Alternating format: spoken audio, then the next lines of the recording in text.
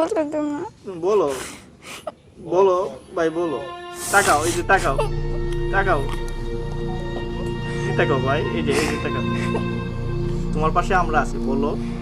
আমার হাত তুলে কাইতারি না, আমার অনেক অসুখ, আমার হাত তুলে কাইতারি না, এই হাতে সমস্যা।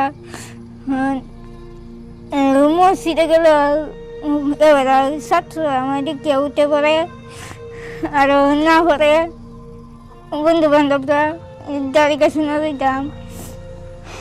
তুমি কি চাও বলো।